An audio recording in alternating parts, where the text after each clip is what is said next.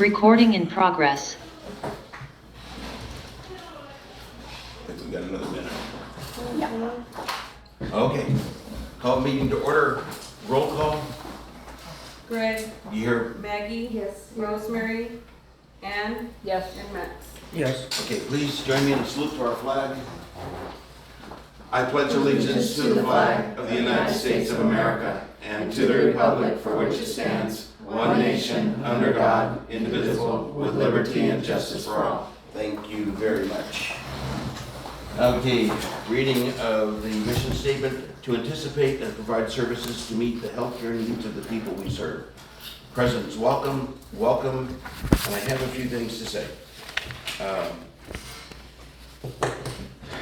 Max, I want to address some of the points you've been raising in the public space, many of which have been misleading or outright false. These repeated attempts to discredit our CEO, Ida Chan, are not only harmful to her, but also detrimental to the district and the community we serve. Let me address each of your claims directly based on the facts and evidence, and this is the third time I've had to do this. The cake celebration. You falsely claimed that Ida celebrated winning CEO of the Year with a cake. Let's be clear. The cake was for Ida's 50th birthday, which was celebrated on August 27, 2024, with a cake that read Fabulous 50.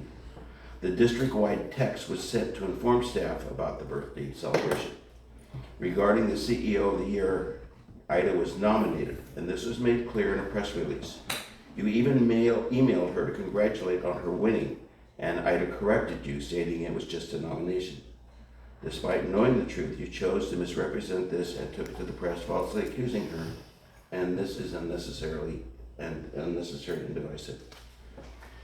You've also implied that there's been financial mismanagement under Ida's leadership. Yet the district has passed 3 consecutive clean audits since Ida's been here, and they are available for the public and on our website.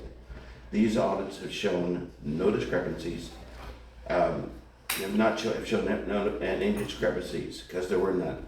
Your claims of corruption are baseless and seem to be an attempt to smear her reputation without any factual support.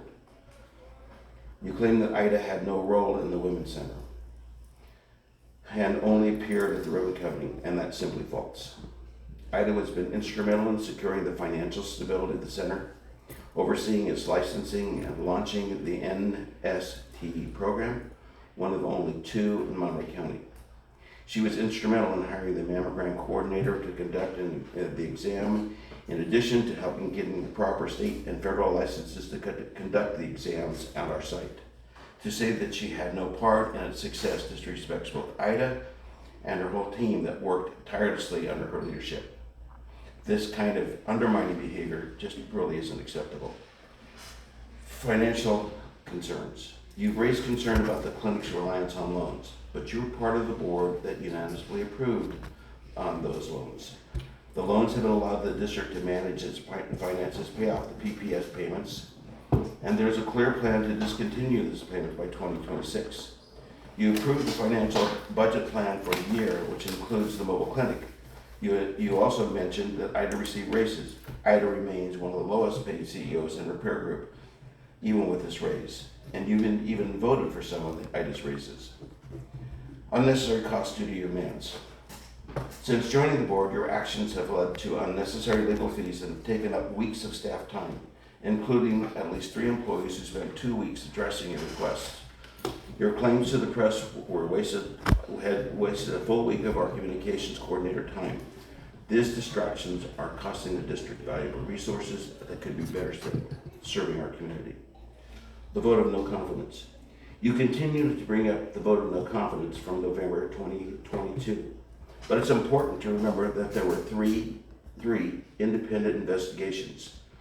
Our HR team, our legal team, and a third-party consulting firm called the Holden Group that were conducted.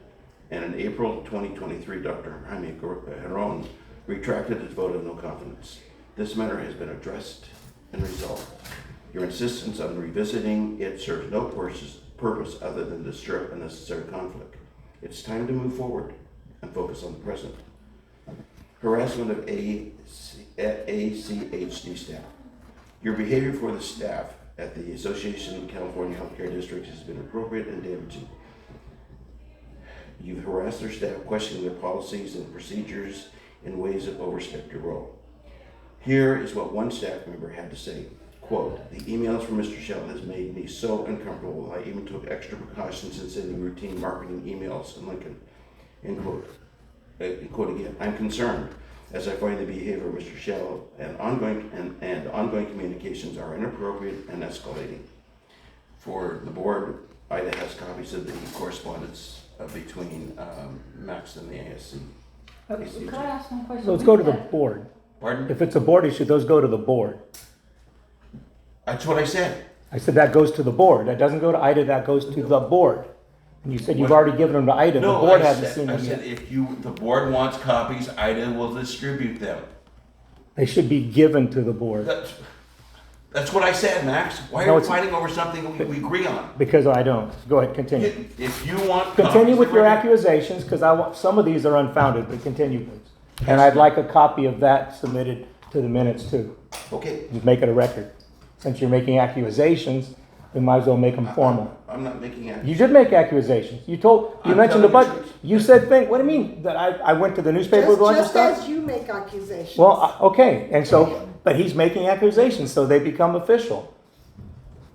Okay. Okay. Do you have the copies of the that we distributed?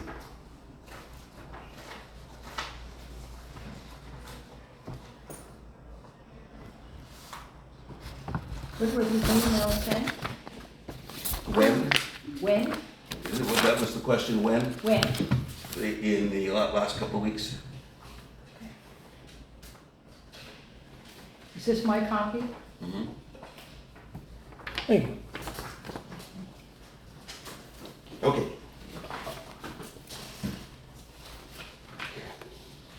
This conduct jeopardizes our standing as members of the ACHD and reflects poorly on the district as a whole. It must stop further damage that is done to our relationships with key partners. I had to apologize to, in writing, on the phone, and in person to state and local leaders. Now I want to double check, because Ida checked with the other board members that it was okay for me to write that letter of apology to ACHD. So that was agreed upon by the other board members. So I did that with full authority. Okay, code of conduct. The professional and personal code of board members while exercising their office must be above reproach and avoid even the appearance of impropriety. Board members shall refrain from abusive conduct toward members of the public, district staff, and one another. Personal charges and verbal attacks on the character or motives of the board members and staff should not be done in public. That you've been doing that is what I'm calling, because I think you violated that code of conduct. Also, no individual board member except an otherwise authorized by the board shall transmit any district correspondence without authorization from the board to serve as a spokesman for this purpose. When otherwise signing correspondence using their title as director and presenting their individual opinions and positions, members of the board shall explicitly state they do not represent the district and must not allow or encourage any inference that they speak on behalf of the board unless specifically authorized by the rest of the board. These are clear violations. So we need you to clarify when you make statements that it's personal and not the board. Fair. You criticized Eden Valley for admitting homeless and drug-dependent individuals, suggesting that our admissions policy is too lenient. Max, Eden Valley serves the most vulnerable members of our community. I don't know when I made that statement. Okay. A statement that was made inconsistent with the kinds of things you've been saying. Oh, okay. Okay, that clarify that. That includes those who are homeless and struggling with addiction. Your suggestion also shows disrespect to the residents who are members of this community and their families who are residents here. Your suggestion that we should turn these individuals, this is the suggestion that you turn these individuals away because no one else will take them, is alarming and goes against our mission. If we don't serve the people, who will? This isn't just about policy, it's about compassion and community. Max, your repeated attempts to undermine Ida are not only baseless, but they also disrupted the board of the district. The facts speak for themselves. Under Ida's leadership, we have achieved financial stability, expanded services, and maintained a steadfast commitment to serving our community with integrity. Your allegations have been proven false, are misleading again and again, and these distractions are costing us time, money, and focus. It would help us a lot if we would all think about moving forward in the future rather than beating this dead horse. Thank you. Can you let me say something? Sure. And this is directly to you, Max, for me. I ask that you stop the harassment and the bullying of me. I have not harassed or bullied you. I've asked questions about things I was concerned about, and that's my job. I'm elected by the public to represent the public, and I have questions to ask, and I ask them. I have never bullied you. How about the email that you sent to me when you arrived here 2 years ago, telling me that you were going to search my house and have a search warrant? I'd like to see that email. I never threatened to search your house. So Never. I asked you to stop, please. I never threatened to search your house. I never threatened you. And I'd like to see that email that you're accusing me of sending if you're trying to say I sent a threatening email, because I did not threaten you. So I'm asking you publicly that you stop harassing me Okay. So, and bullying me. okay. Communications. Could I just say yes. one thing? Sure. You know, we're all entitled to our opinion, but I think it needs to be made clear that when someone is expressing their opinion, it is that of their opinion and not that representative of the board. That is what is really needs to be clarified. That's board policy. I mean, our code of conduct. Oh, okay. And I haven't had a chance to read these. In these emails that you sent, did you say that this is your personal opinion and not that of the board? I asked questions. My question too was, I did not make that statement, no. But I didn't say to the board, I asked questions. And anybody can ask questions. Any member of the ACHD can ask questions. true, and any member of the public can ask questions. That's correct. But I think when you ask questions, it should be clarified, or if you state your opinion. That's a good point, and I'll make reference to that. But I need to So make it's sure. gonna continue, you're saying it's gonna continue, you'll make reference to that. No, You're gonna continue with these accusations and it's not gonna, what's gonna satisfy you? I mean, what is it gonna take for you to, be, I'm At ease asking and, questions about things that I think are a concern. so I haven't- Ida's nomination, is your concern that she was nominated? Well, as a member of the ACHD, it should be. There's a policy that says the way nominations are made are by a trustee or another executive, and her nomination was made by employees. I was just to ask questions about the policy. And what? I don't have a problem, but you initially indicated that she herself initiated the nomination.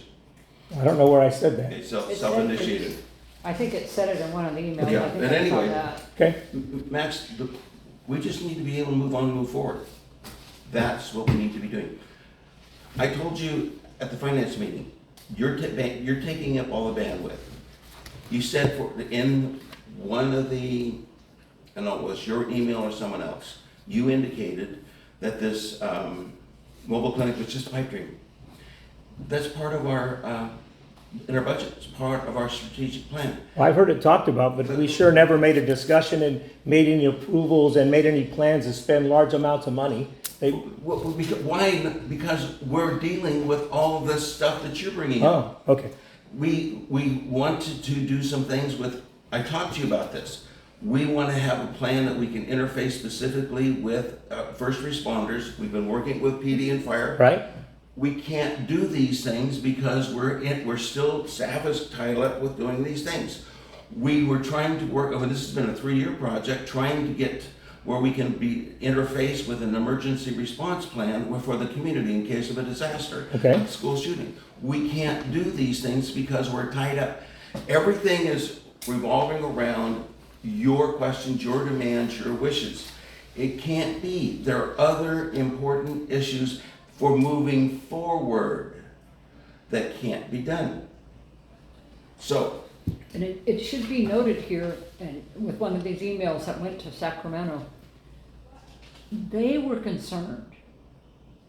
You know, it says, the emails from Mr. Schell have made me so uncomfortable that I have even taken extra precautions before sending a routine marketing.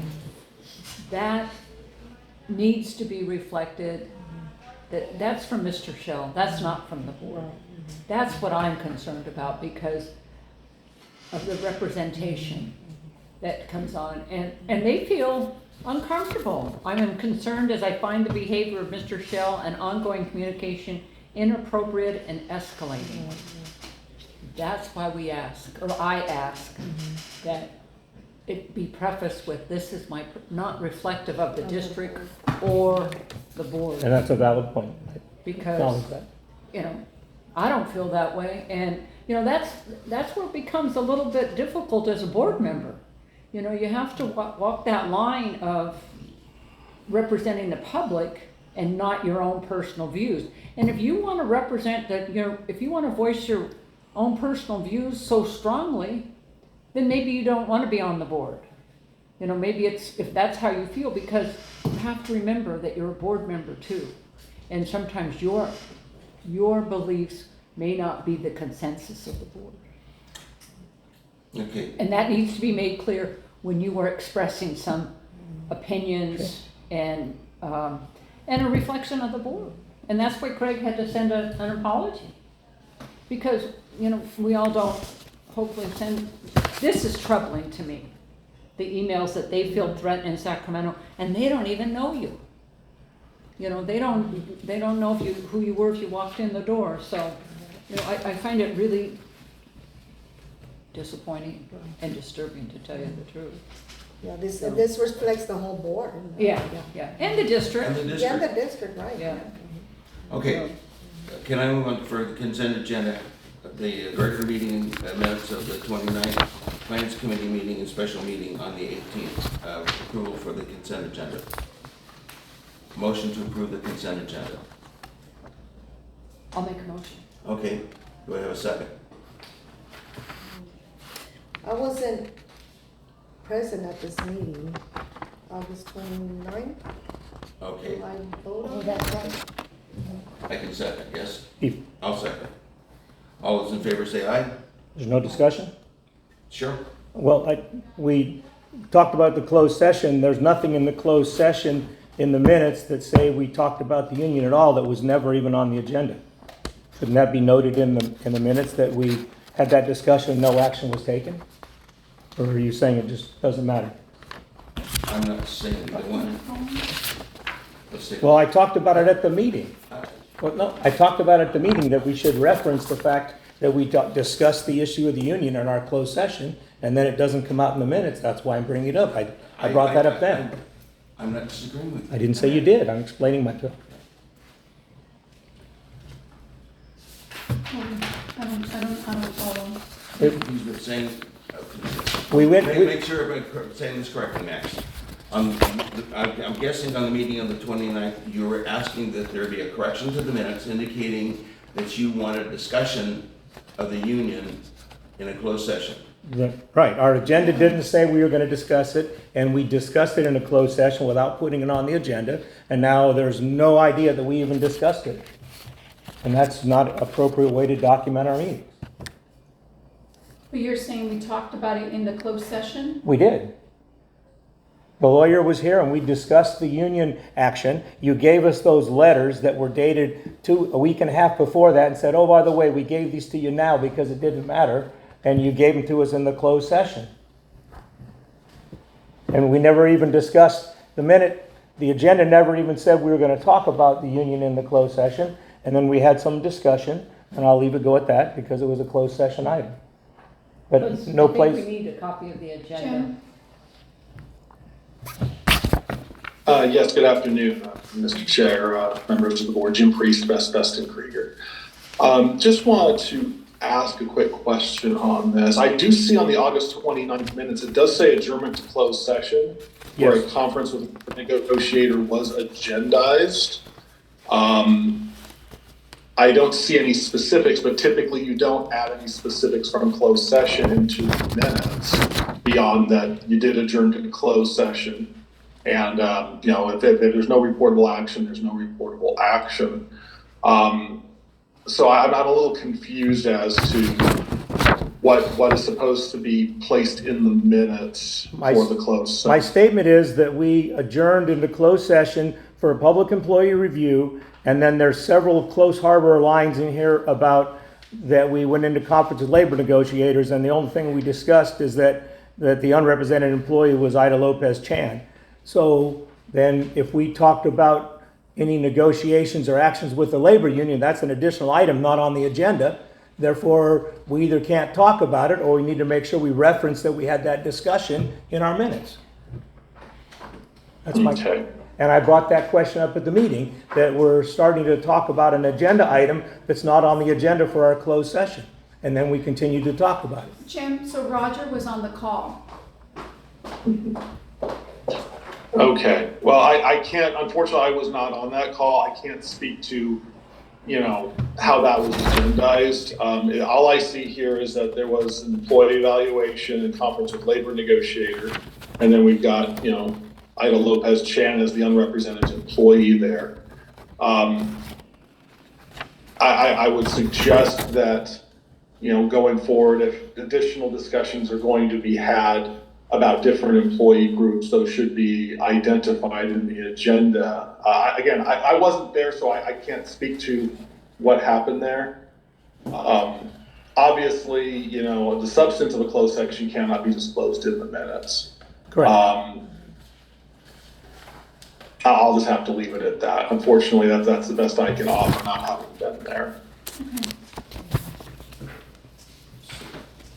So the question is, should we have Roger address that at the next meeting?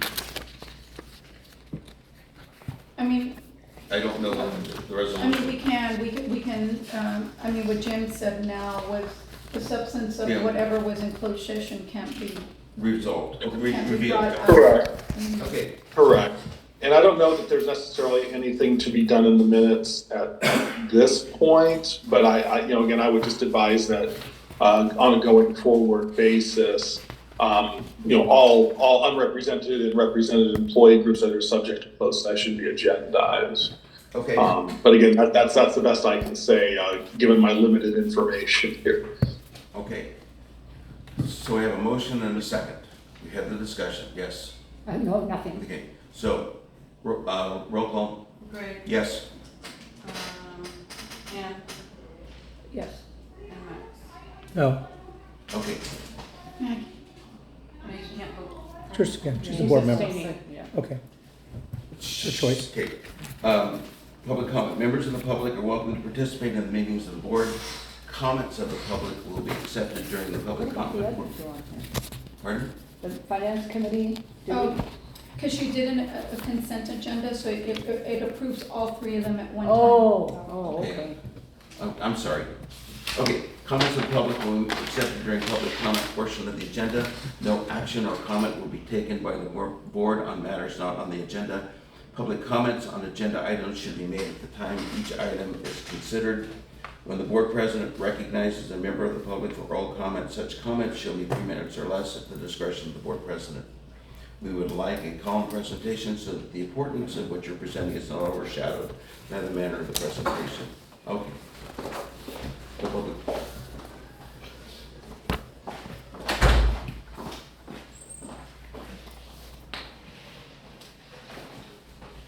I mean, Oh, Thank you. Yes. Oh, I had this. That's why I brought it up. any public comment? No public comment, so we'll go on to communications coordinator. Can I go back one step? Jim, on the consent agenda, we got a vote from Graig and no from Max.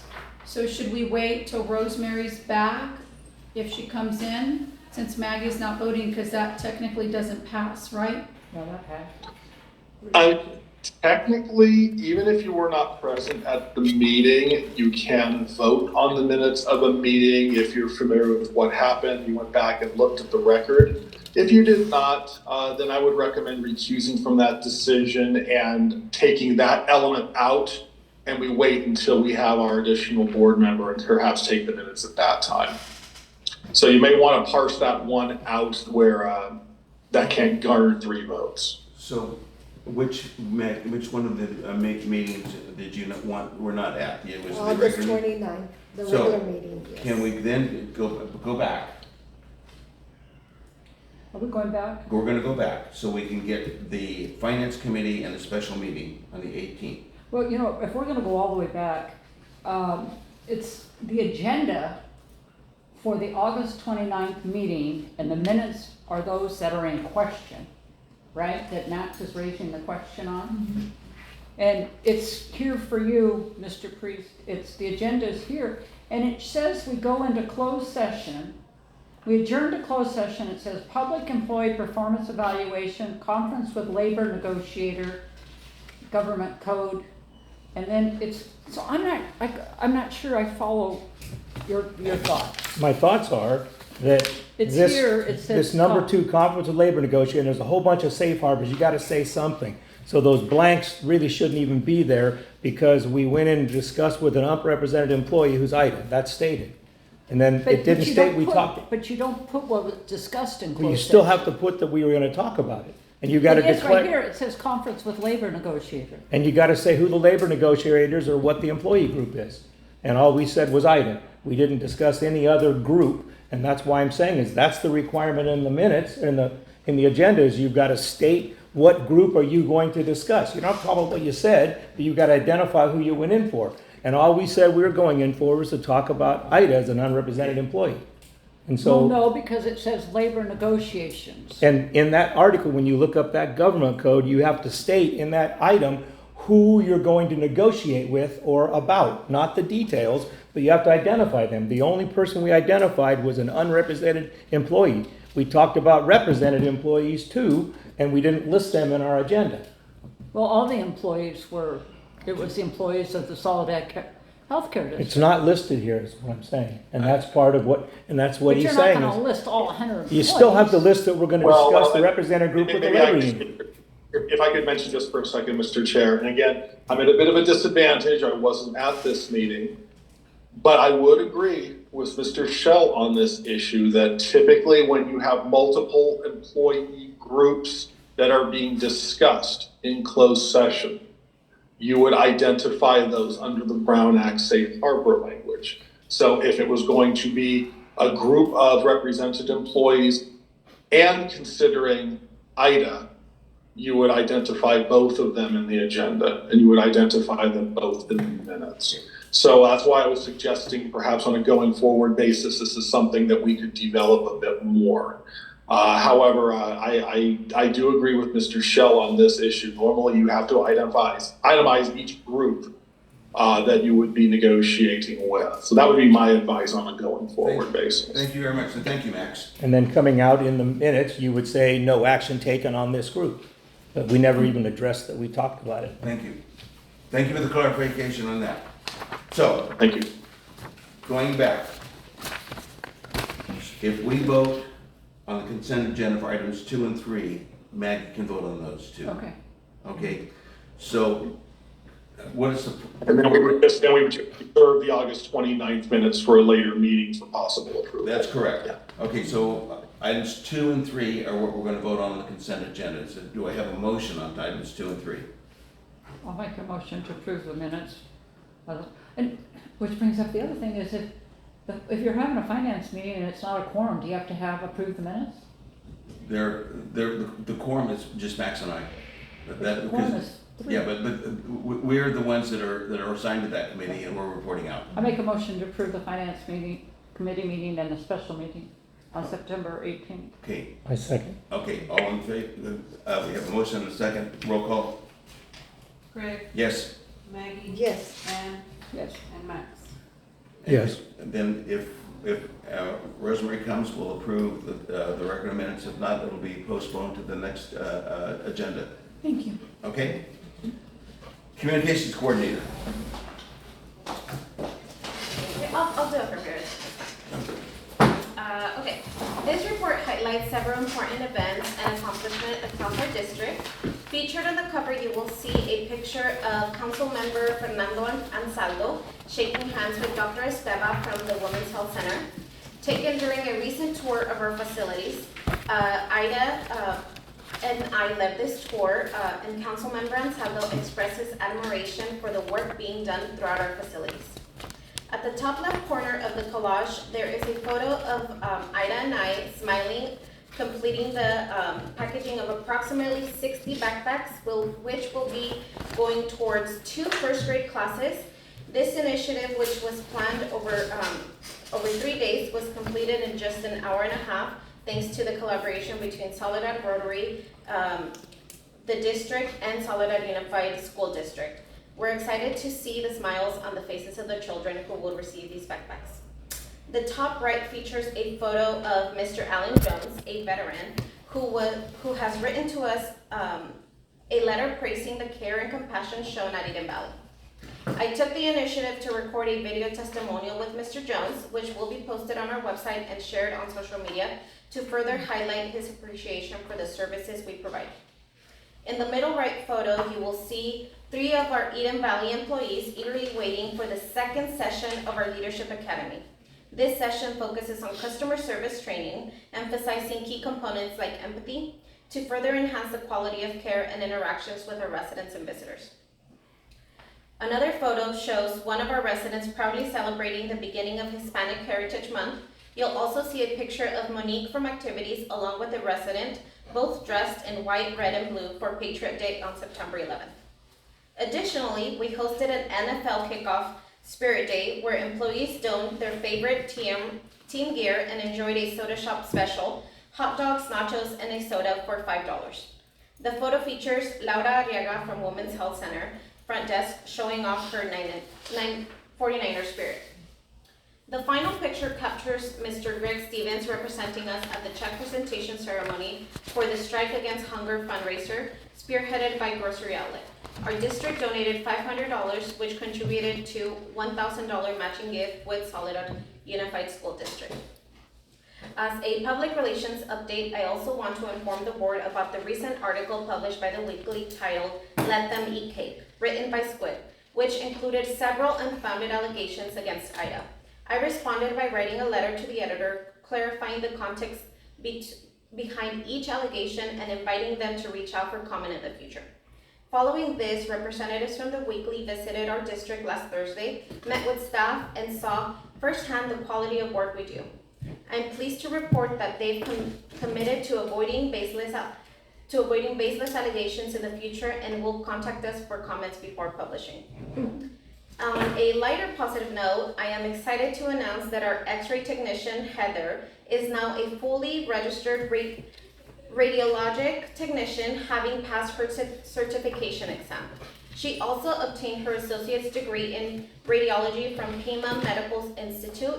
Heather expressed her deep gratitude for the support of CEO Ida, stating, "Some of my classmates had to quit their jobs to pursue this opportunity. I am incredibly grateful for Ida's support, which allowed me to balance both work and school.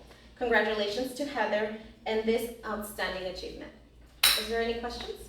That's fantastic for her to accomplish that. You know, I didn't hear it quite clearly. Did you say the Weekly came and visited? They did. And they said that they would, So they promised to call me beforehand. It's customary for a publication before they publish anything to call the other side, so that way their articles are not one-sided or biased. good job. To call and make sure, at least, we don't have to agree on everything that they post, but that we can at least comment. And if they have done that, they would have not published because a lot of it was lies. Okay, very good. Yeah, just a statement. Yeah, thank you, Adriana, for writing this. Very well written and It's very well clear. written. And yeah, it's good to hear that the Weekly actually reached out and They were profusely apologetic. They apologized several times in the conversation during that time. So we had the editor, the South County representative, and the health representative all here taking a tour. and hearing more about our story and hearing directly from our staff. Good. They need to publish more of the good that goes on down here Positive. than I'll do my job in sending them the press releases. yeah. Thank you so much. Thank you. Thank you very much, very well done. Okay, treasurer's report. You're on, Okay, Greg. so this is the month of August. I believe we're starting on page 19, or 13, excuse me, page 13. So this is for a period of 2 months. Just as a general overview, the Eden Valley is on target with last year being a very good year for Eden Valley. It is on target. Soledad Medical Clinic had a difficult month in the month of August. And so we'll see those results as we go through here.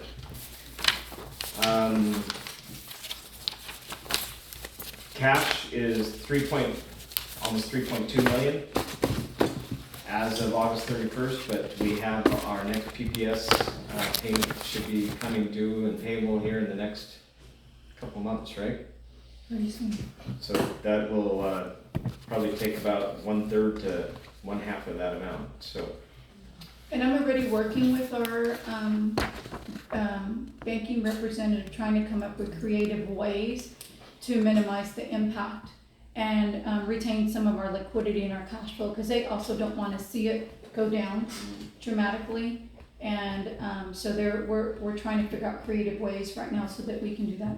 Additionally, just as a reminder, August 1st was the first month in which we stopped the PPS, a portion of that to the tune of about $125,000 a month.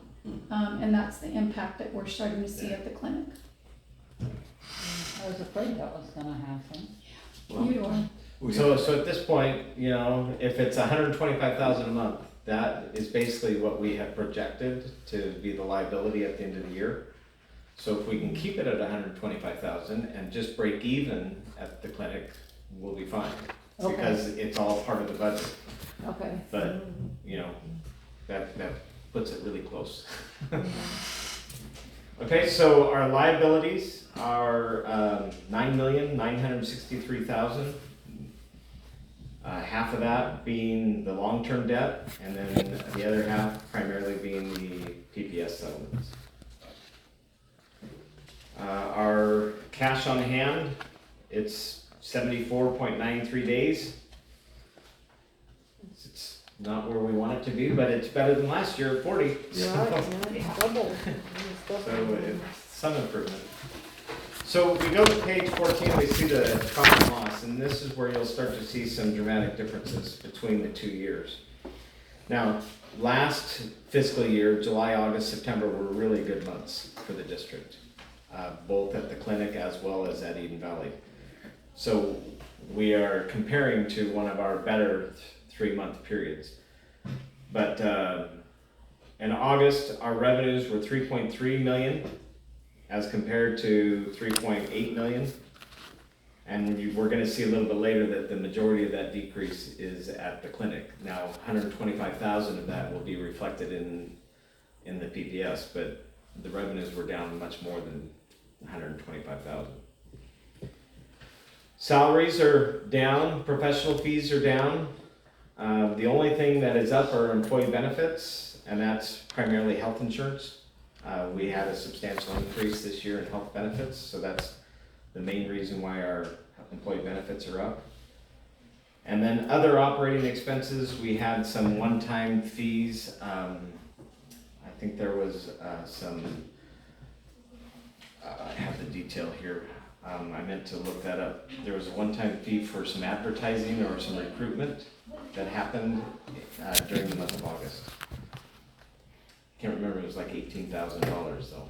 Do you remember that? I can look it up here in a little bit. Other than that though, everything else, our purchase services are down.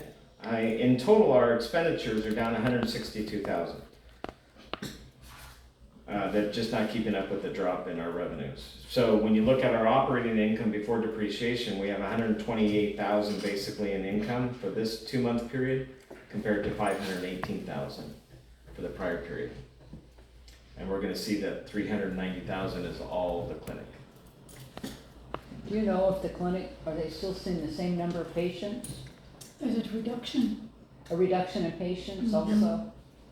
Yeah, I did have a one-on-one in my leadership meeting, remaining focused on making sure that they are scheduling to all available appointments. And what happens, Anne, is that a lot of cancellations, if you look at the reporting, it happens within the last 2 weeks to the last couple of days. So it's really tough to schedule that appointment in such a short amount of time. So we have to really push on our patients utilizing the mobile equipment like the mobile app and those things so that they can cancel their appointments and reschedule. And so there's Yeah. not this big gap. Yeah. So, yeah. How does the reduction in providers affect that? Like Amy being gone and stuff like that? Is that affecting the number of appointments we can have? We hired another nurse practitioner. So the reality is that you have maybe a half days of work that's been reduced. But outside of that, I mean, it's pretty much all the same providers. I just looked it up. The main increase for that other operating expenses was the penalty we paid in the month of August. Okay, and that's hopefully a one-time deal. So down towards the bottom of the page, you'll see the variances. So Eden Valley, this is, in the last eighth of the page. Eden Valley is at 325,000 for the first 2 months, compared to last year at 321. Now there's a little bit of discrepancy. We're comparing a little bit of apples and oranges because last year Ida's salary was included in Eden Valley only, and has been ever since the beginning of time that I know of. But this year we chose to put Ida's salary and her benefits under the district, and so that's why you also see an increase in the district. So if Ida's salary had been at Eden Valley, that would be lower, so it would be slightly lower than last year if we were comparing those. But then the district would not be such a big difference. But the key that I wanted to point out was the clinic. We're $215,000 lower in net profits for the clinic. So we're at basically break even without their share of covering any of the district administration. Because basically Eden Valley covers about 60% of the district administration, and the clinic is supposed to cover about 40%. So they're breaking even on their own without contributing to covering any of the district administration at this point. And if they did, they'd really be in a hole. And we're gonna see that on the budget page, because we do reflect that when we look at the budget. And so what, maybe that will be in your report, what actions are we doing over there at the clinic to kind of go forward with that? Okay. So on that operating expense, that was about 35,000. What penalty was that we paid in August? It was the 22,447. There was the original penalty was 33,000, and then they gave us the 35% reduction, and so we paid 65% of the 33,000 penalty, and it was 22,447. And that was the state penalty. We talked about $34,000 before. It was 25,000. The state penalty was 25,000.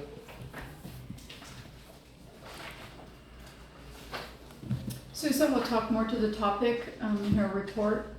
But unfortunately, those were actions driven by a decision that was made by a staffer at the moment. And Okay. so we got fined for those actions. Okay. So those happened last year, if not early part of this year. It was like in December. If I remember right Yeah. from the state report, it was in December. And so it takes them that long to finish. They're always behind, so it takes them that long to finish their documentation and fine for the fee. Right. So what about the federal fines we never discussed before? What federal fines, Max? Well, according to the Medicare website, there's 95,000 in federal fines.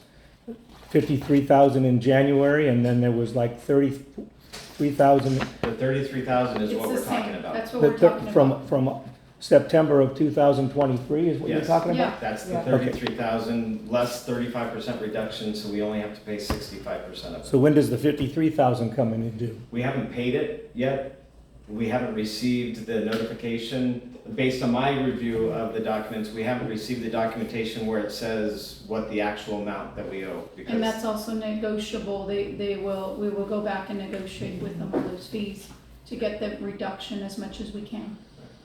Is I that mean, step- listen, guys, at the end of the day, we don't wanna pay any fees. Agreed. That's not the business that we're in, but unfortunately, whenever the state comes in here and they do their analysis, these reports are self-reported. So let's not misunderstand, these reports aren't because they came in and found something, it's just the contrary. Well, their statement in the report said they came in unannounced and found this and asked questions. Well, they do come in and out, that is correct, that's a correct statement, but it's because we've called them in. So they don't call you and say, oh, today we're coming in on this case, that never happens. They come in whenever they come in, and that's why it's unannounced. But So- it's reported. It's reported, and so we try to stay ahead of those.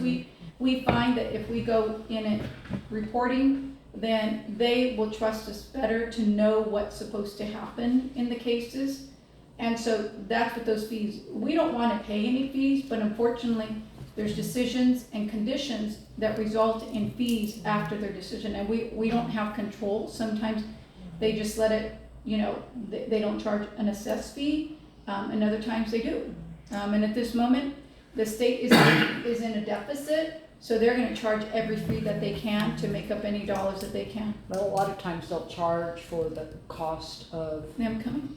discovery, the cost of the investigation. But I think the other thing is that the individuals that created these, that were at fault, if I'm not correct, weren't some of them let go because of, and that's what's important. If these people can't follow the rules and are putting us in a position of penalties and wrongdoing, then they're let go.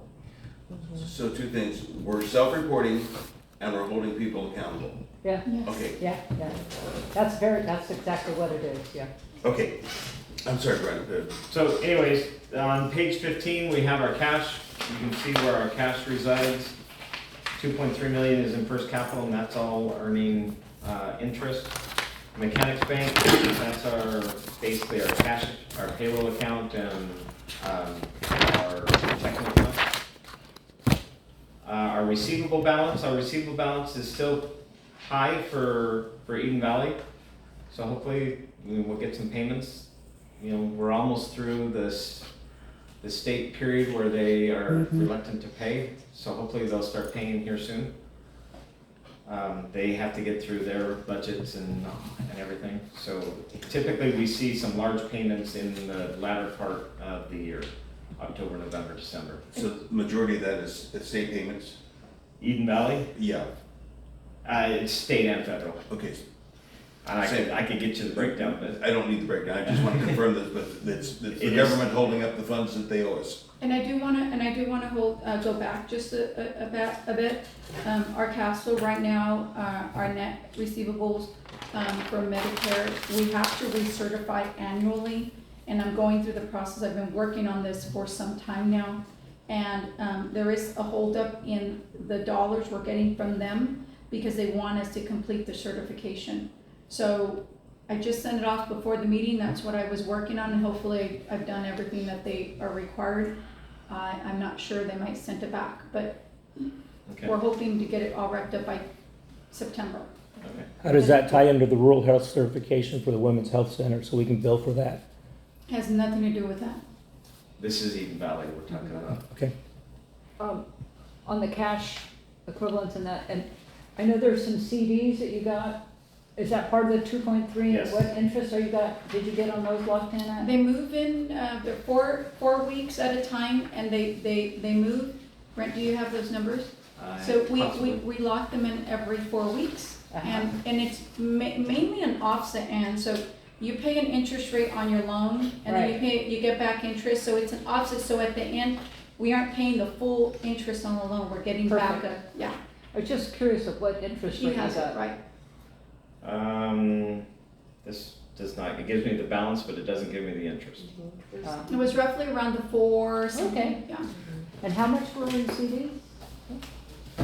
Well, remember they asked us for $500,000 to be fully liquid, so that's how much I included in the CDs. Good.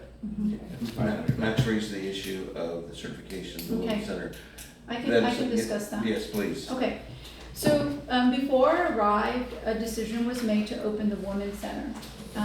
What occurred is that the Women's Center was opened without the appropriate certification. This was before my time, I had nothing to do with this, I've been trying to correct it ever since. I've been in contact with a specialist. I did reach out to our auditing firm who had a specialist who never contacted me back, never responded to my emails, and kind of just left me hanging this whole time. So I no longer wanted to do that. I reached out to a specialist, and it's so, from the specialist, I found out that because we are, what triggered it was our address at this center. Our address, I'm working with the city, will be changed to reflect the same address as the clinic, and therefore, hence the certification is not required.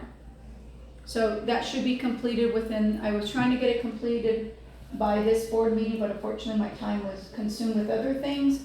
But I'm hoping by the next meeting I'll have a good report to certify that that will no longer be needed, and we will be working under the clinic certification, as it always should have been. So I think we just got some unfortunate bad advice.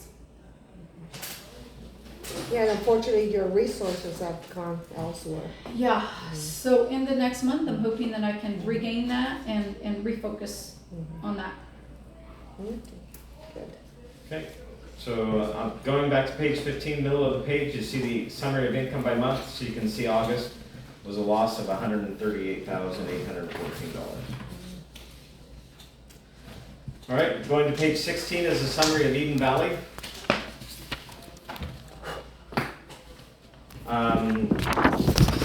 You'll see that our revenues are down slightly. Our census was down a little bit in August.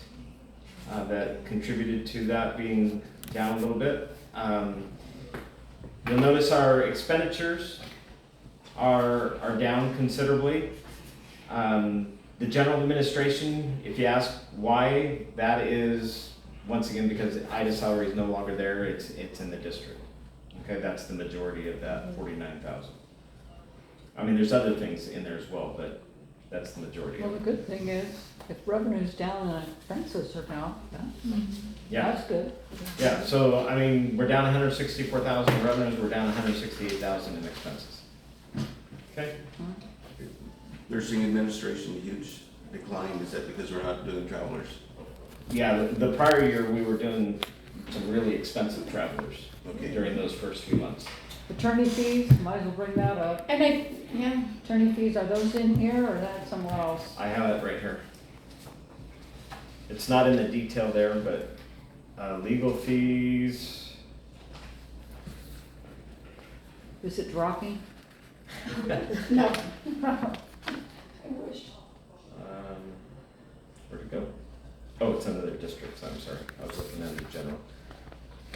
27,387 for 2 months. 27 for 2 months. 12,000, 15. 8,273 in the month of August and 19,000 in the month of July. Okay, it dropped. If we were seeing a trend. Yeah, if we keep that up, it'll be Okay, about that's good. 164,000. Where is that reflected in expenses? It's under the district, and we'll Oh, get to the oh, district okay. when we look at the budget. Okay? I mean, I can do another schedule here if you would like to see the district expenses outlined. Before they were not as dramatic flows, but I mean, I can do that if you'd like to see the district expenses broken out by salary and those type of things. Yeah, let's see that. Okay, I'll add that. Okay, on page 17, at the top is your clinic and women's health center. So this is where we see a 306,000 drop in revenue. And part of that, again, once August is the first month that hopefully the PPS is being reflected through our revenues, reported on a monthly basis rather than all at the year end. But it wasn't 306,000. It was like Ida said, it was about 125,000. But our revenue, our expenditures have dropped as well, but not, at Eden Valley, we were dropping at the same rate, but at the clinic, we're not dropping at the same rate. So those are there for your review as well. Well, that's where you're gonna have to work with the staff to see what you can come up with. Some of it you just can't. That's my focus right now. Yeah. So Because Dan- they dropped in everything, but it's not enough of a cut. Hopefully they won't be using the camps. Doctors and that's what they do. None. Mm-mm, we have our own staff, Well, that's thank good. goodness. Okay. So down at the bottom, page 17, if you look at the clinic there, you can see in July we made 111, and in August a negative 37. So if you're looking at that 125,000, that almost explains the difference. Okay. Are other districts going up to, have you talked within the, PPS settlement, how Yeah. they do that? have you talked within the, I'll address it further in this week's at the association meeting, but I think it's a remedy. But what happened in our case is that the remedy started in 2018 and it never ended. yeah, and then, but other entities within the industry, did they do the same thing? They utilize the method. Yeah, they did Mhm. too, huh? Mhm. And then they ran into the same problem. No, they just ended it at an appropriate time instead of prolonging it as long as we have. And you know what, 2018. It's when we made the change to Eden Valley Yeah. and took the double rooms to single rooms, which was a Right. difference. But what I was going at is, when did Steve pass? See, that may have been right in there where, and a lot of things got lost with that, yeah. Right, when and then Gary stepped in the interim, that's where it kinda got away from us, I think. And that's like what you said, cause he was the one that went from the double room to the single room. Which was roughly $1 million cost. Yeah, but that's even valid, but I'm talking about the clinic but even some of that was Medi-Cal here too, though. Yeah, but I think that was at TPS settlements then, yeah. I think that's really where it got lost, was right there. And then COVID, That was. I blame everything on COVID.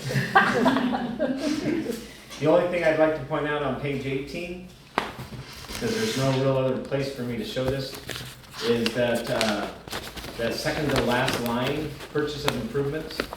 So that's where our capital outlay shows up, and that was for the parking lot improvements as well as, all of a sudden it escaped me, it was The roof? the roof, yes.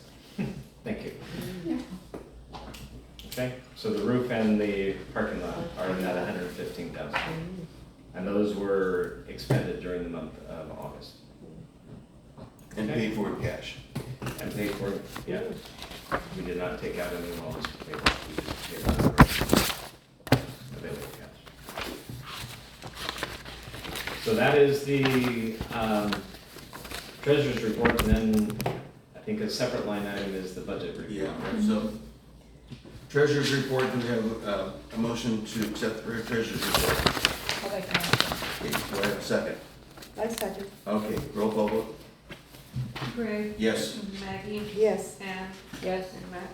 Yes. thank you, okay. The treasurer's report, The budget. Budget, budget report, I'm sorry. Yeah. Okay, so starting on page 19, you'll see this is the summary page. And then the next 3 pages are each of the individual entities, the Eden Valley, the clinic, and the district-wide. So overall, you're just looking at the actual year-to-date, which is that second column, compared to the budget year-to-date. So budget year-to-date, bottom line, we budgeted to be about a $24,000 surplus. We are at a $65,000 surplus as of August 31st. If you were just to look at that, you'd say, oh, we're doing well. okay? But knowing the history of the organization, that's cutting a little close. Because a bad month can easily happen when census drops. So we just wanna try to keep that as high as possible as we go through the year. Eden Valley, so this is where, if you look at about the middle of the page, you'll see the allocation of district expenditures.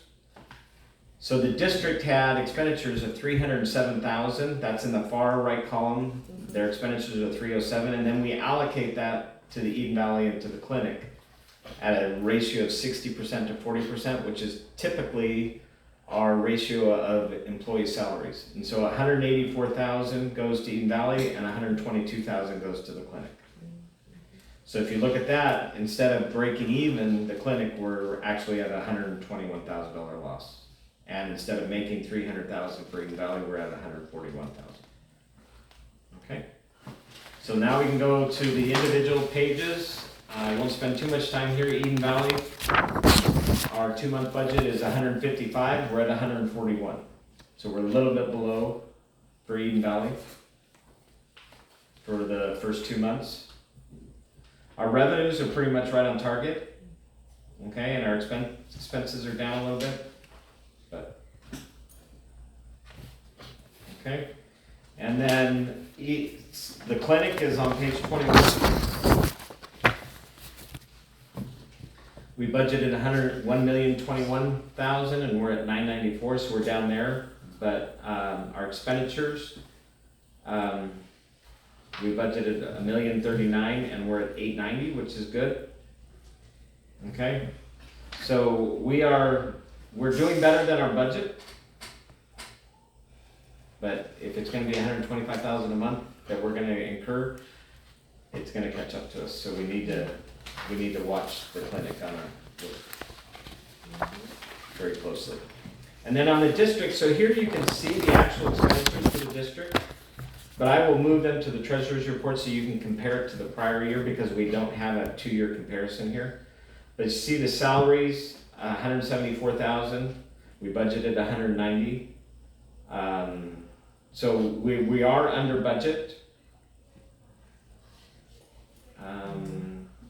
And once again, the only thing that we're really kind of out of whack is the other expenses, and that's once again those penalties that were incurred. And you know, when we pay the next penalty, whatever it turns out on the 53,000, whatever the amount is, that's going to throw us over as well. Okay. And our property taxes were way under there, but we don't get property taxes until December. So when December hits, we'll look really good there. Okay. So we're under budget. So that's a positive thing. We're just not as under budget, as far as under budget as we were last year at this point. So things are still tight. Any additional questions? Brett? Thank you. Thank you, Thanks, Brent. Brett. Thank you. Appreciate you. Okay. Excuse me, I'll just leave these with you. Item 11, Resolution 2024-05, authorizing SCHCD to incur indebtedness and to execute documents in connection with the revolving line of credit from First Capital Bank. Ida. So this isn't new to the district. This has been an ongoing line of credit. We have not owed this line of credit since last year. Probably been about almost 16 months that Yeah. we dipped into it. Yeah. So it's been, the good thing is that our revenues and cash continue to increase. So this is one of those lines of credit that's there for the rainy days or for when we need it. It's about $250,000 is what it is right now. And so this is a request, a part of the bank in order to renew it once again for another year, is that we approve this as part of a board to do this. And that's what the resolution in your packet is stating. How much is the cost for? I mean, they give us a really good deal. It's usually about $250. I mean, I really negotiate all the fees with them, and this is one of many relations. You know, we have the loan, so that's the good thing of banking with one organization, is that you do get the benefit of saving some fees. Okay, any questions about on this particular item? We haven't had to use the line of credit. have we? Not in a while. What's the interest rate on the line of credit? They're up there now, and they're like 6 or 7% now. Yeah, I bet it's even higher. Well, the interest just went down 0.5 point, so that helps in these kinds of loans. But yeah, so my goal is to keep it that way and use our own cash. Yeah, and you think we should have this?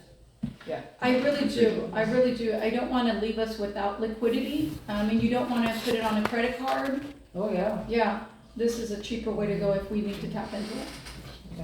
Okay, so I'll entertain a motion to approve, resolution 2024-05. I'll make a motion to approve. And has made a motion, do I have a second? I second.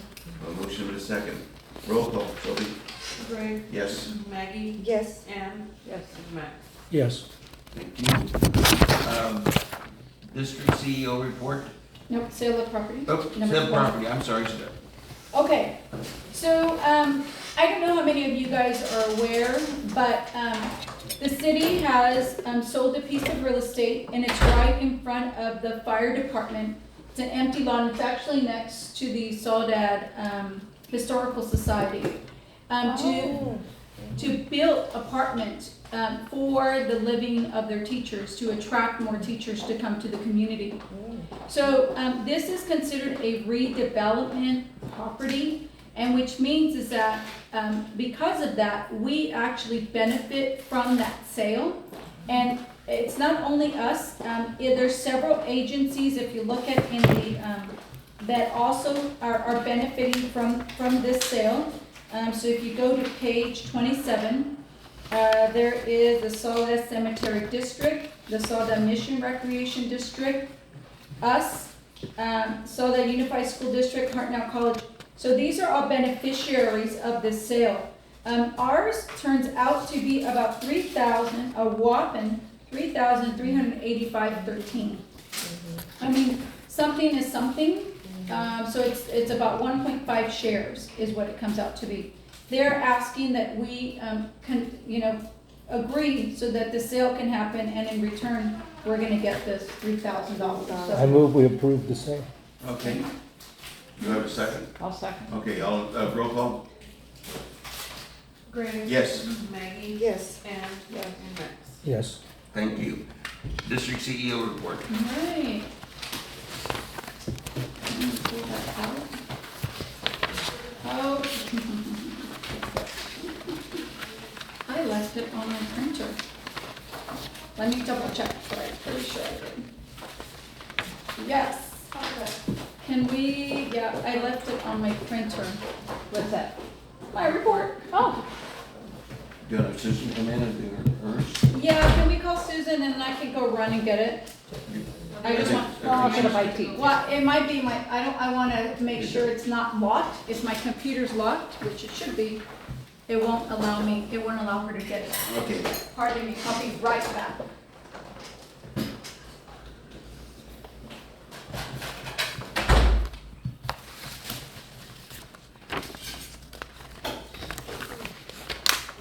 Good, folks.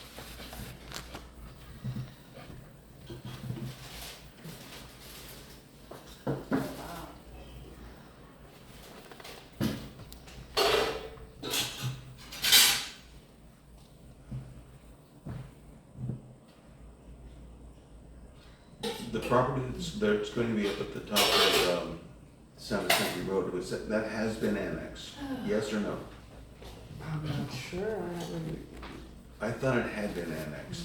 You know, Somebody it looks says good. that. where they're trying to, that big development in Maryville or some dang thing like that. Well, there's been talk about building there for years. Yeah, Yeah, I'm not sure if it's been annexed, I don't have no idea. because there's not much I- land there, and the only other place that I can think of in your neck of the woods is down on Acres. You know, where Flory had his property. where were the lots located? Pardon? Where were the lots located?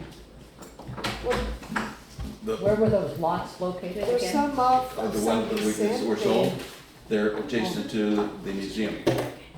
Oh, right there. Yeah. I didn't know that, the district was part of that. Oh. Is that? And the pool, the swimming pool too, Okay. Yeah, it was, the library. see, when they made it a redevelopment agency, they took away any property taxes that we would have gotten from them. Yeah. And so this is a way of repaying that. We can wait for Ida, she went there to double check. Of course, absolutely.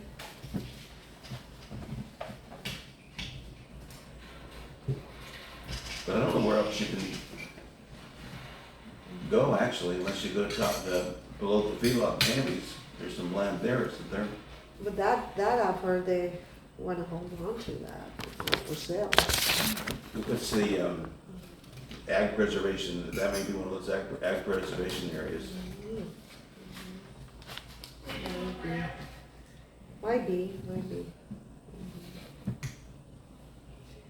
Land is scarce around here, very scarce, not a lot for sale. Well, there's, Land Watch wants to keep ag land viable, and what's changed is what's viable ag land has changed over the years. Yeah. Right, I mean, is that Amazon is a for sure thing, right? They're coming? That's gonna be a mess down there. Amazon?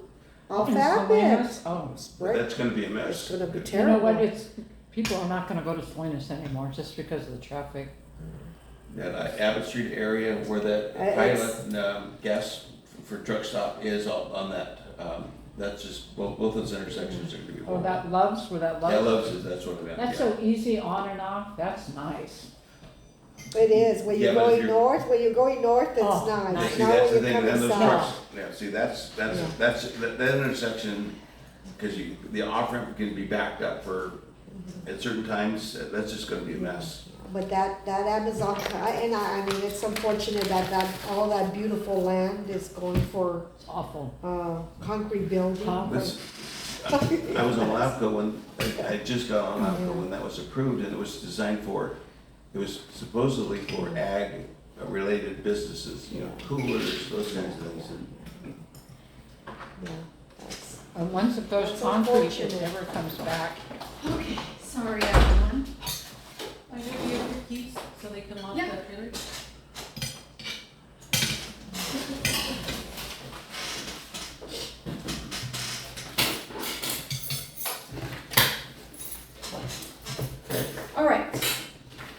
All right, coming back to this, all right. So, good afternoon, everyone. We have officially entered into fall. I also want to acknowledge Mrs. Ann Trebino had a birthday September 21st. Yes. I also want to acknowledge that we are starting flu clinics. We received over 1,500 flu vaccines. We are hosting 2 flu clinics with a plan to hold the third. Our first will be this Friday, the 27th. All walk-ins are welcome. A second Saturday, October 5th, 2024, with a third to happen sometime in December. Greg and I met with Supervisor Chris Lopez to give him an update on the district and discuss future funding for the district. Potentially, he will help us secure some funding for the mobile clinic. I had lunch with Sonia De La Rosa, the Community Administrator Officer for County of Monterey. She will also like to come down here and spend some time at the district and take a tour. So that, we'll let you guys all know when that happens. Soda Shop, thank you for those that attended our grand opening of the Soda Shop. It was a well-attended event from our community to residents to staff. Everyone was excited for the reopening of the Soda Shop. Attended and hosted the program. Adriana, thank you, and Sophie, thank you for helping me. We do the program at Rotary, and every time we do the program, we provide each Rotarian with a bag of goodies, and it has a lot of, it has our district logo on it, so we really make it a gift to them.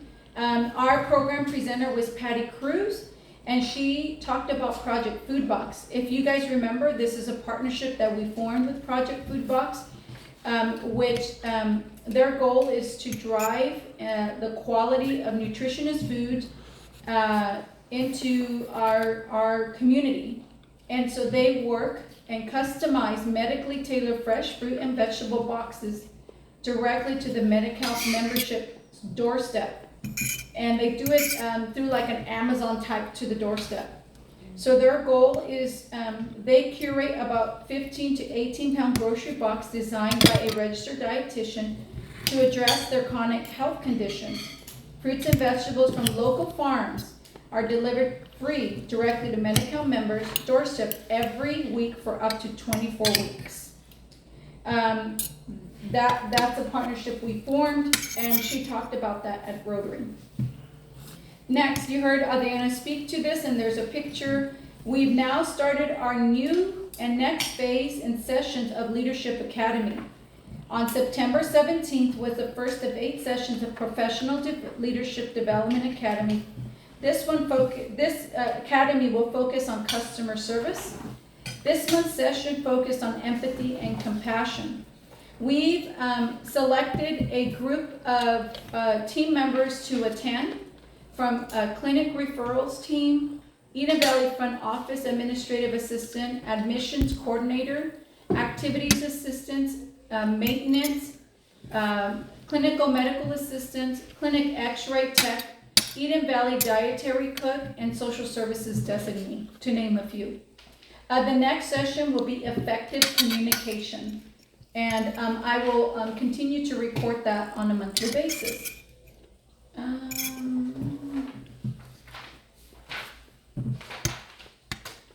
We were fortunate enough to get approval for 3 grants totaling $280,000 to recruit an MA, a community health worker, and a provider, more specifically a pediatrician.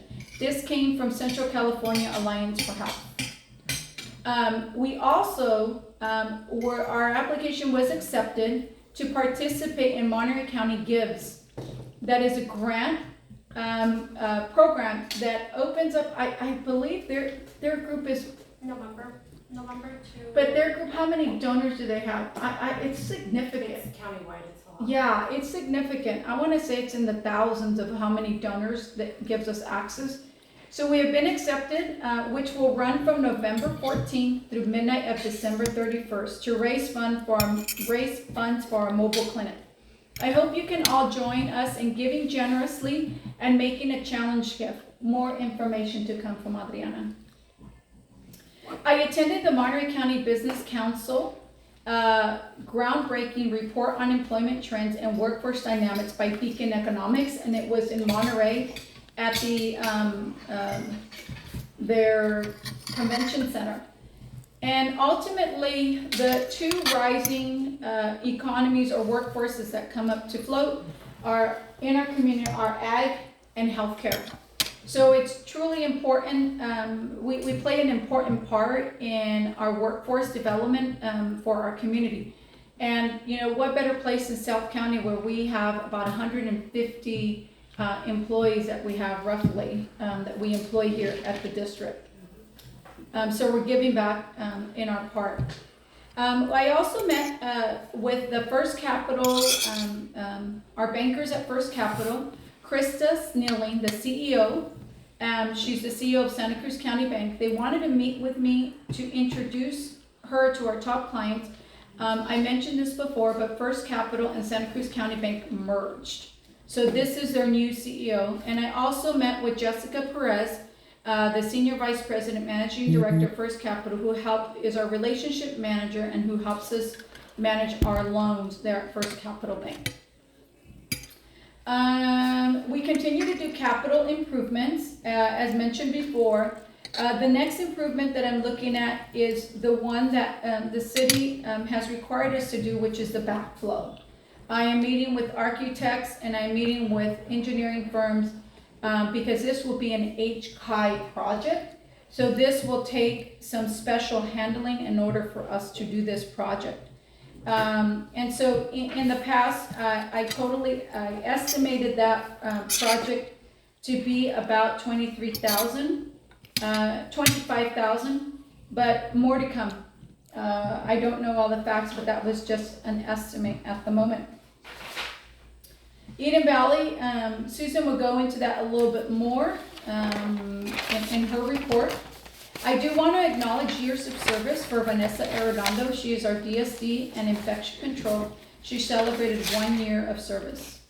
Susan will go into our census. We're roughly about 77% of census right now. Clinics. So for the clinic, we have 2 celebrations, Berenice Vargas at 10 years of service and Miriam Salgate at 15 years of service. And back to Ann's point, what are we doing to turn the clinic around? So there's been a very deliberate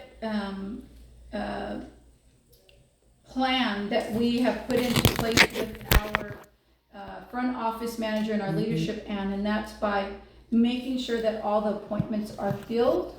And what we mean by filled is roughly we're running about 80% of available, which is common for the industry, but because our need is so high, we are trying to push that margin to go by 80 to 85%. So we're putting campaigns into place. Campaigns mean is that we have access through our EMR system to reach all members of the clinic by sending out an email blast, making phone calls. You turn on the fan, it is warm in here. Making phone calls and rescheduling. So the other thing that we've done is, and I mentioned to this, maybe put it on low up here. Okay. Thank you. So when there is a canceled appointment, we are now working with Athena, and the canceled appointment will go through a channel where the patient will receive a email or a text message indicating your appointment's been canceled. You then can press to call or reschedule on your own. It's actually going to go to the support channel of Athena. Why that's important is so that we're not missing any calls. We also have in place right now a front office person who is answering the phone, and that's all she does. So we put in place an operator as well for that. So there's a couple of things that we have put in place in an attempt to increase. We've also added another nurse practitioner, which is a half day, to help us augment and make up some of the appointments as well. So that's another strategy. Is that why looking at the average patient per day on some of these providers is so low? So it can be 2 reasons. One is that their schedules aren't getting filled completely. And 2, sometimes it's a complexity. So if they have physicals, for example, they get double the amount of time to complete that task. Which, okay. And then, I don't see here where some of these, the OB doctors from Natividad, are they here? They show 0 Dr. Chandler? Because he didn't work in those days, so how do they do it is show you by the doctor that worked on that day. I mean, we're talking months. He didn't work for February, March, April, May. They're either seeing 0 or an average of 1 patient per day, according to the statistics. That sounds pretty low.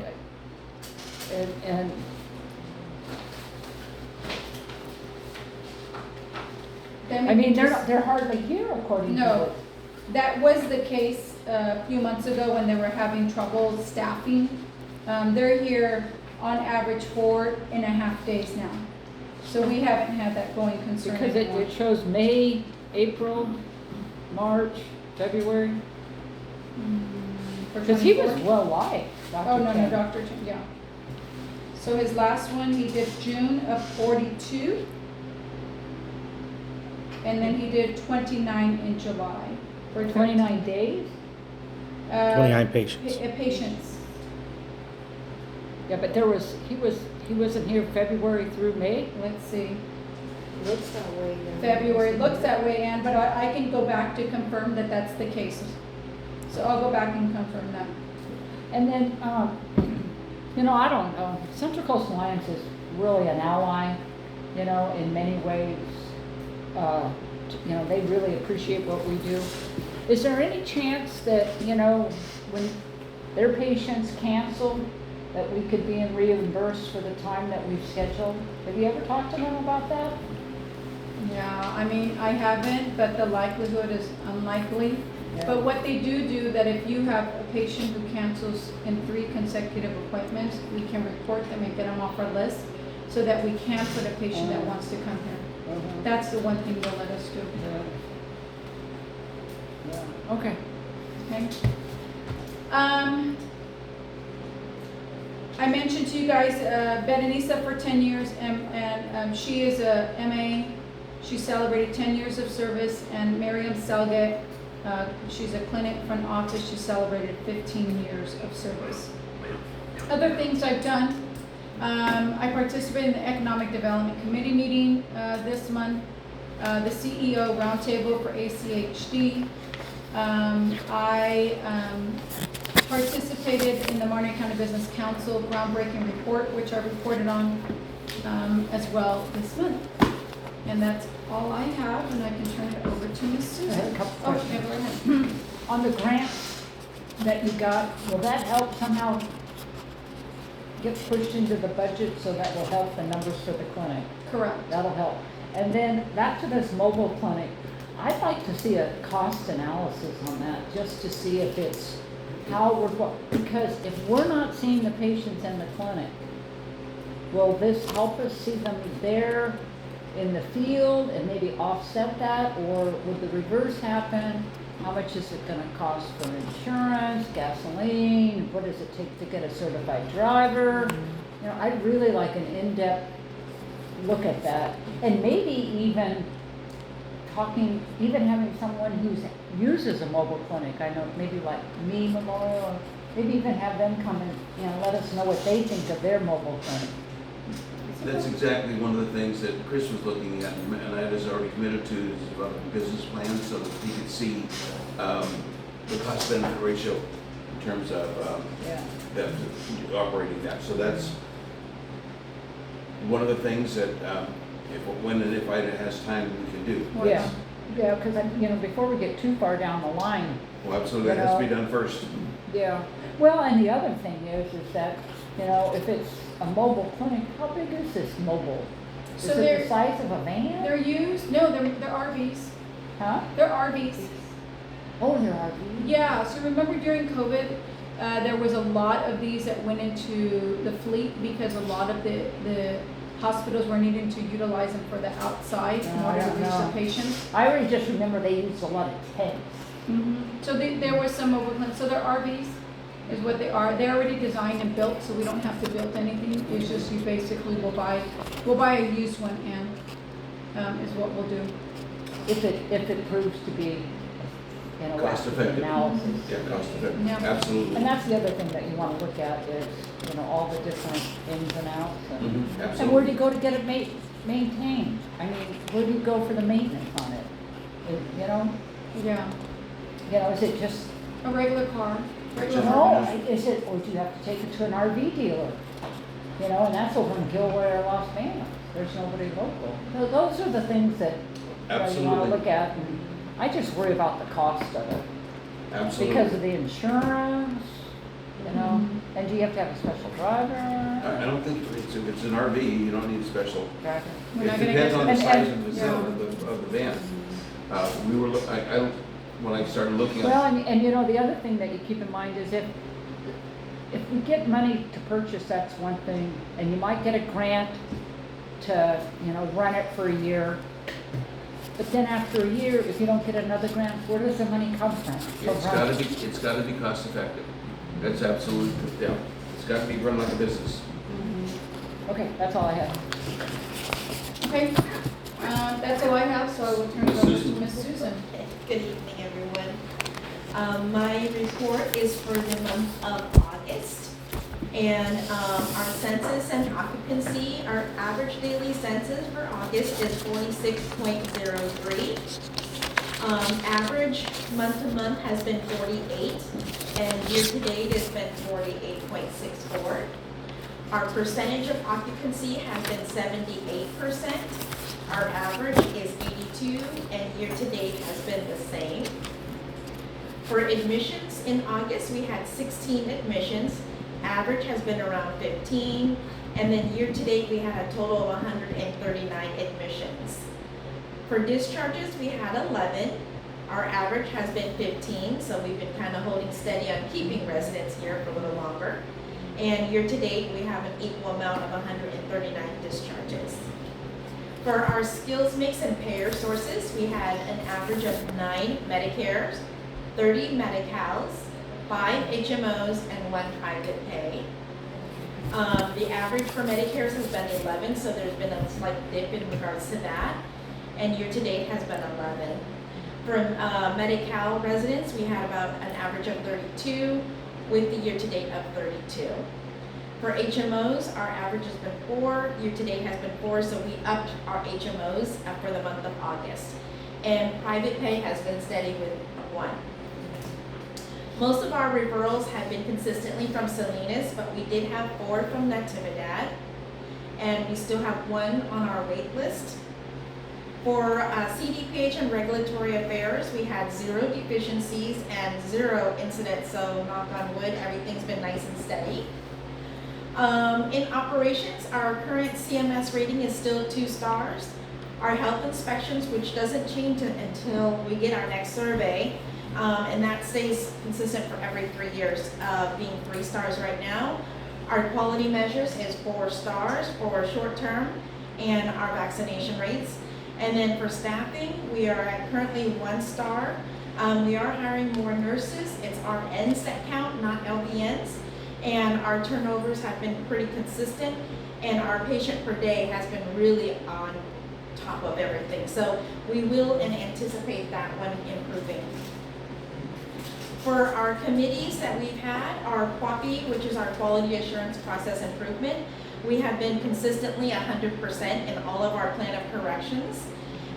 Safety, there was 1 employee injury related to a office chair, but all the office chairs have been removed, and we have training scheduled in regards to that. Pharmacy report, we've been consistently 100% compliant in regards to our pharmacy. We have actually reduced our falls for August to 7 from 10. We are consistently following in regards to fall preventions with our rehab team when there is an incident. We also are consistently using our Falling Star program when we know when a resident is coming in, whether they are a high fall risk. We do clinical assessments as there have been any changes in their conditions. And lastly, in regards to medications, making sure that there's nothing that may affect them in regards to their fall risk with new medications or removing medications from their clinical chart. And lastly, we did have a wonderful physical therapy meet and greet. Adriana did a fantastic job, and we met some wonderful healthcare community partners. We did have the soda shop reopening, and then we did meet with a lot of our partners at Me Hospital and looked at their facility, and they were really encouraging to see what we're doing here at our community as well. So that is my report. Any questions? I think reaching out to me, and because we're the ones that are providing care in South County, so I think that's a good thing to be doing. Yeah, I call it co-opetition because on their second floor, they also have skilled nursing. But a lot of their acuity isn't as strong as ours, and the staff that we have to provide different types of care. So it's a good partnership to look at what they're doing, best practices, and what we're doing, and sharing that information. Absolutely. Thank you, sir. And not to steal any thunder from Susan, but we have been fortunate enough where we have a wonderful DON who's been working with us temporarily, but she is from North Carolina. You guys have met her. She will be leaving us, but before she does, we have a returning employee who we're talking to for consideration of the position, and it seems highly likely. So I will have some good news to hopefully share by next month. So all of our positions are now filled. Pretty much. Yeah. Yes. Yeah, our Very leadership excited. team will be complete after that, so we're really excited about that. Yeah. Okay. All Any right. questions of Susan? Okay. Thank have a you. good Thank you evening. very much. Thank you.